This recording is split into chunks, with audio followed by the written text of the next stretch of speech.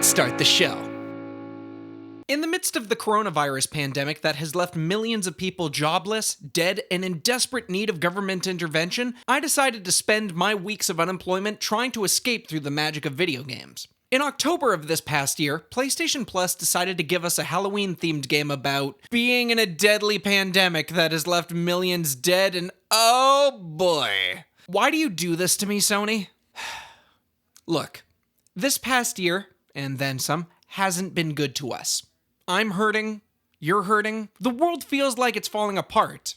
In many places of the world, it is falling apart. I wouldn't be the type of person to do this video for some cheap bump in viewership, but in this low-budget game about vampires and the Spanish flu epidemic, I saw startling themes and issues that perfectly apply to the world we're living in now. So, ladies and gentlemen, it's time to talk about the life of a medical worker in the midst of a pandemic. Here's my review of Vampyr.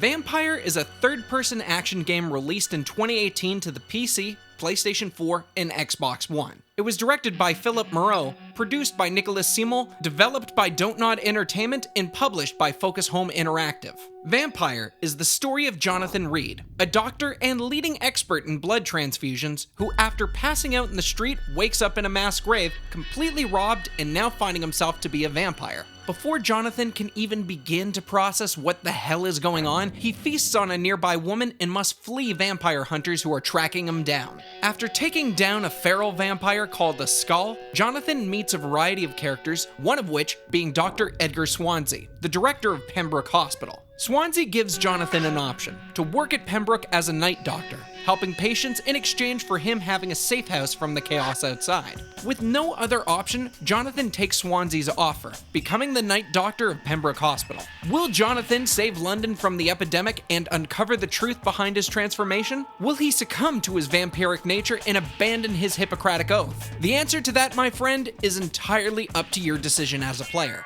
Vampyr is a third-person action game with a heavy focus on combat. You have a standard melee attack and an offhand weapon to complement it. There are also two-handed weapons which give you the ability to cause massive damage but come with the trade-off of not having a secondary weapon. Personally, I prefer having a melee weapon and an offhand weapon that can allow me to stun opponents. When your opponent's stun meter is full, you can attempt to bite your opponent, which gives you a small amount of health back and starts filling up your blood bar. The player can use the blood they acquired to use blood magic. These can range from a variety of offensive and defensive spells that can completely destroy your opponents or help you avoid them. The problem I found with combat is that there is quite a lot of it. Eventually, I got incredibly bored going from one side of the map to complete side quests and having to take on everyone in my way. If I decide to level up Jonathan's skills, the entire map resets, so if you don't want to face all the enemies you just killed, it is advised that you wait a bit. If you wish to level up Jonathan incredibly fast, the easiest way to do that is to feast on the NPCs who populate the world. Each and every one of them has a different level of mental defense that you can earn and bypass as the game goes on. Eventually, you can hypnotize your victim, drag them into a back alley, and pop them open like a Capri Sun. I personally did my entire playthrough without killing people out of combat. It's manageable, but I wonder if that's what makes the combat so incredibly tedious. You can also get your potential victims to trust you more by investigating them or choosing the right dialogue options. This leads to them offering you more experience if you decide to feast on them. Occasionally, the game will make you undergo a boss fight where your opponents can pretty much destroy you in a mistimed dodge or attack. I died a lot of times during my initial playthrough. Most likely, you will too.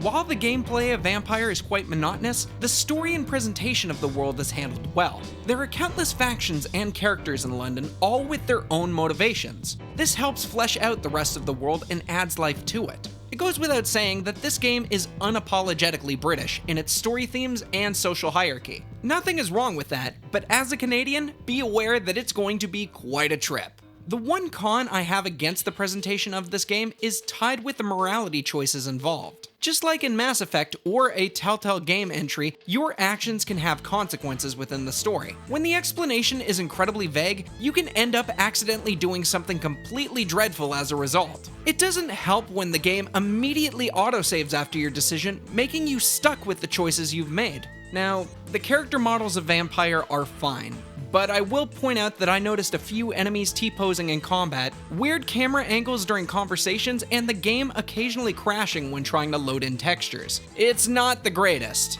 For the most part, this is a fairly decent job from a non-major player in video games. Where Vampyr truly shines is in their level design. You can tell the developers put the work into trying to make an incredibly authentic experience. Well-lit back alleys and period-appropriate architecture decorates the world of the game. Apparently the devs had to check a fair amount of documentaries and photos, you know, on the whole account of England being bombed and having to rebuild their infrastructure at the end of World War II. Now, while I do enjoy the level design, I also have to say that the sheer size of the levels is way too big. A lot of the game asks you to backtrack to go to specific points, but you're going to forget where to go and how to get there. Trust me, it happened to me, and I wasn't playing anything else at the time. It also kinda sucks that the game doesn't have any fast travel whatsoever, so you're gonna be walking from one side of the map to the other and back and forth. Oh my god, just make it stop. Honestly, it's too much of a good thing. Now, if there were ways to guide the player besides a generic map, and of course adding fast travel points, Vampyr would be a lot better. Plus, there are also parts in some side quests where your objectives are incredibly vague as to what you needed to do. So I guess we need some more polish on both sides of the spectrum. The audio once again is fine. There's nothing that'll wow you. There's no fantastic music composition or a time where the game's sound effects really blew me away. The voice actors did a good job and no one stood out like a sore thumb. Anthony Howell does a good job as Jonathan Reed, straddling the line between caring and calculating. Harry Hayden Patton does a bang-on job as Swansea. Catherine Kingsley also nails it as Elizabeth Ashbury. Moving on. Vampyr is an action game with the backdrop of the 1918 Spanish flu. While the game uses a very real pandemic as a way to deal with a vampire epidemic, the game inadvertently does a fantastic job portraying what it's like to work in the medical field during one. Throughout the game, you'll have to track down the various NPCs who are possibly sick and concoct various cures to help assist them. Obviously, the cures should never be attempted in real life as it is just a work of fiction. Tracking down these NPCs became absolutely exhausting and thankless. Some of the people you try to save are actively hostile and practically insult you. As a result of the map size, you'll have to be frantically running all over the place to save people who just for the life of you don't seem to care at all about their health. You'll feel exhausted and drained having to save the same damn people over and over again, but you know that if you just let even one of them die, it'll affect the entirety of the district. Each and every district has a pandemic color-coded chart, and through player intervention, you can keep people safe. But once again, it is a daunting task only made worse by the size of the map and the fact that every time you try to level up Jonathan, the game must move forward another day, thus making new people who are infected that you now have to track down and save. Vampyr inadvertently makes me think of frontline healthcare workers during the coronavirus pandemic. In the midst of this global pandemic, medical workers are stressed, overworked, underfunded, lacking in supplies, and constantly putting themselves at risk to save sick people. Some medical workers are so stressed out that they've ended up killing themselves. Meanwhile, public perception magically switched from standing to applaud healthcare workers to then turning their backs on them and saying the virus was just fake news. As the virus travels from person to person, infecting both those who flagrantly disregard safety measures and those who follow them to the letter, it feels incredibly hollow and depressing. When this thing ends, we need to do more than just shallowly clap and bang pots and pans like a lunatic. We have to give them the funds and the supplies needed to treat them as what they deserve to be treated as: heroes. Vampyr is a fairly mediocre game. I don't consider it bad by any stretch of the word, however, it doesn't really do much to make me gush about it. Its story is good and learning about its characters was intriguing, however the insane level size, lack of fast travel, and monotonous loop of constantly having to save others and fight everything en route drags it down. If you're into vampires in an old-fashioned British setting, then Vampyr might be something to sink your fangs into. For everyone else, you might want to not go out at night. I'm SonicMTD. Keep calm and carry on.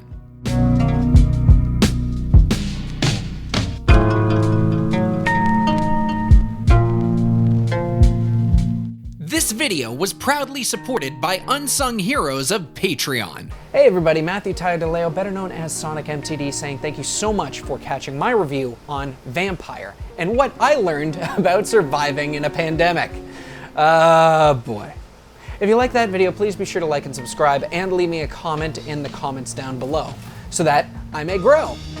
I would also like to direct you to the links on this side of the webpage. Up here is going to be whatever YouTube recommends that you want to watch, and down here is going to be a playlist of one of my many different series, which is usually In My Honest Opinion, one-shots, or my main series, Always Write Reviews. Either way, I'm not going to take up any more of your time. My name is Matthew Tadaleo, better known as SonicMTD. Arigato gozaimasu, and later days.